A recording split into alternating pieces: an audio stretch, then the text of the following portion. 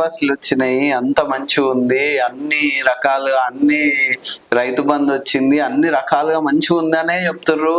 ఇంకోటి కేసీఆర్ హయాంలోనే రాష్ట్రం నాశనం అయిపోయిందని రేవంత్ రెడ్డి గారు వాళ్ళ టీం అందరు కూడా చెప్తున్నారు. మీరు దాన్ని నమ్మట్లేదా? సీఎం చెప్పే మాటలు కూడా నమ్మట్లేదా? మీరు మాట్లాడుతుంటే నాకు నవ్వు వస్తుంది. సరే, మీరు అన్న ప్రకారమే మీరే అంటున్నారుగా ఫ్రీ బస్ అని చెప్పేసి. ఇప్పుడు సరే, ఫ్రీ బస్ గురించే మాట్లాడుకుందాం. ఇంతకు ముందు ఒక ఓవరాల్ గా పర్సెంటేజ్ చూసుకుంటే ఒక 1000 బస్సులు ఉన్నాయి అనుకోండి.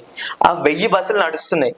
ఆ 1000 బస్సులు నడుస్తుంటే ఇప్పుడు కాంగ్రెస్ వచ్చి ఏం చేసిండు, అదే 1000 బస్సులు పెట్టి ఫ్రీ బస్ పెడితే లైక్ ఇంట్లో ఆడపిల్లలైనా సరే, మా ఇంట్లో కూడా ఆడపిల్లలు ఉన్నారు, అమ్మాయిలకైనా సరే ఎవరికైనా ఉచిత బస్సు అని అంటే అమ్మ టికెట్ లేకుండా ఫ్రీగా పోయి ఫ్రీగా వచ్చేస్తారని చెప్పేసి మాకు చాలా ఎక్స్పెక్టేషన్స్ ఉండే.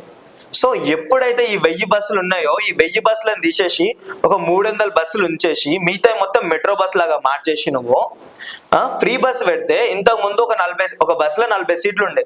40 సీట్లో కూర్చుంటే అరే ఒక చిన్న పిల్లలు ఉంటారు, ముసలోళ్ళు ఉంటారు, కొంతమంది కొన్ని సమస్యలతో ఉంటారు, లైక్ నిలబడలేరు కొంతమంది, అట్లాంటి వాళ్ళకి సీట్ అన్న దొరికేది. ఇప్పుడు అట్లుందా? ఇప్పుడు ఏమన్నానంటే మా రేవంత్ రెడ్డి మాకు ఫ్రీ బస్ పెట్టిండు, మీ మొగోళ్ళు ఎందుకు ఎక్కుతారు అని చెప్పేసి ఆడవాళ్ళు దౌర్జన్యం చేస్తారు.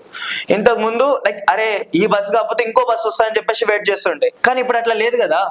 ఇప్పుడు ఎందుకు మొన్న రీసెంట్ గా పంజాగుట్ట దగ్గర అబ్బాయిలను ఎక్కనిస్తలేరు అని చెప్తుర్రా? అబ్బాయిలను ఎక్కడిస్తలేరని కాదు, అబ్బాయిలు ఎక్కడానికి కూడా ఛాన్స్ లేదు లోపల.